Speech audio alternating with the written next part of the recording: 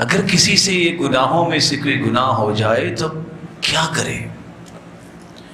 رسول اکرم صلی اللہ علیہ وآلہ وسلم کا فرمان سن لے۔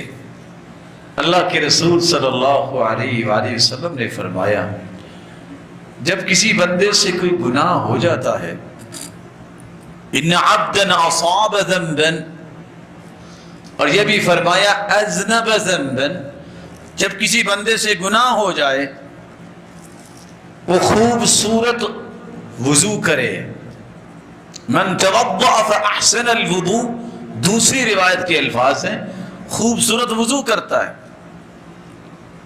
ثم صلی رکعتین، پھر 2 رکعتیں پڑھتا ہے، لا یسہو فیہما، اور دوسری روایت میں آتا ہے لا یحدث فیہما، ان 2 رکعتوں میں کوئی خیال اسے نہیں آنا چاہیے، اللہ کی طرف متوجہ ہو۔ اچھا وضو، 2 رکعتیں، ان میں کوئی اور سوچ نہیں ہونی چاہیے۔ رکعتیں پڑھنے کے بعد ایک چوتھا کام، ہاتھ اٹھا لے اور کہہ دے ربی اذنبت، اللہ مجھ سے گناہ ہو گیا، اللہ میں اعتراف کرتا ہوں۔ ان العبد اذا اعترف ثم تاب تاب اللہ علیہ، اللہ میں اقرار کرتا ہوں میں نے گناہ کیا، اللہ میں شرمندہ ہوں میں نے غلط کیا، اللہ میں عزم کرتا ہوں دوبارہ نہیں کروں گا۔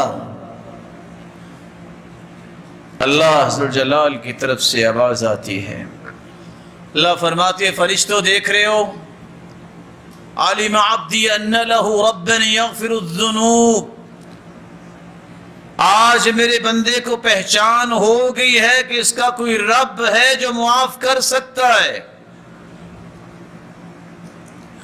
صحیح بخاری کی روایت کے الفاظ یہ ہیں 7507، آپ صلی اللہ علیہ وسلم نے فرمایا جب انسان اخلاص کے ساتھ یہ سارے کام کر کے یہ الفاظ بول رہا ہوتا ہے کہ اللہ مجھے معاف کر دے، میں اقرار کرتا ہوں،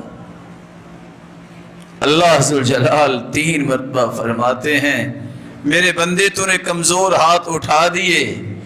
حدیث کے الفاظ ان ربکم حیی کریم یستحی من عبدہ اذا رفع یدیہ الیہ ان یردہما صفرا خائبتین، تم آ گئے ہاتھ اٹھا کے 2 رکعتیں پڑھ کے اچھا وضو کرنے کے بعد کوئی سوچ نہیں سوچی، کہہ دیا کہ میں معترف ہوں، مقر ہوں، اقراری ہوں، آئندہ سے نہیں کروں گا، شرمندہ ہوں، ہاتھ تیرے اٹھے ہیں۔ اللہ کے رسول فرماتے ہیں حیا اللہ کو آتی ہے، میں اپنے بندے کے ہاتھوں کو کیسے واپس لوٹا دوں؟ اس لیے 3 مرتبہ فرمایا غفرت لعبدی، میرے بندے جاؤ تمہیں میں نے معاف کیا، جاؤ تمہیں میں نے معاف کیا، میں نے تمہیں معاف کیا۔ اللہ ہم سب کو معاف فرمائے، اللہ صغیرہ اور کبیرہ گناہوں سے بچائے، اور انسان بہت کمزور ہے، چاہتے نہ چاہتے جو گناہ ہوتے ہیں اللہ انہیں معاف فرما دے، اپنی رحمت میں سب کو لپیٹ لیں۔ الہ العالمین جو بیمار ہیں ان کو صحت و عافیت سے نواز دیں۔ میرے مالک تیری رحمتیں بہت وسیع ہیں، امت سے اس بیماری کو دور فرما دے۔ مولا کریم جو مقروض ہیں ان کی غیبی خزانوں سے مدد فرما، جن کی اولادیں ہیں اللہ ان کی اولادوں کو نیک بنا، اور بے اولادوں کی جھولیوں کو بارونق بنا دے۔ اللہ مال والوں کے مال میں برکت فرما، اور جن کے پاس مال نہیں ہے تو ان کو بھی تمنگل بنا۔ الہ العالمین جتنے تیرے گھر میں اس وقت تشریف فرما ہیں اللہ ان کو بھی اور جہاں تک بات جاتی ہے سب کو جنت الفردوس میں اپنے محبوب کے ساتھ جمع فرما، اور اپنے دیدار کا مستحق بنا۔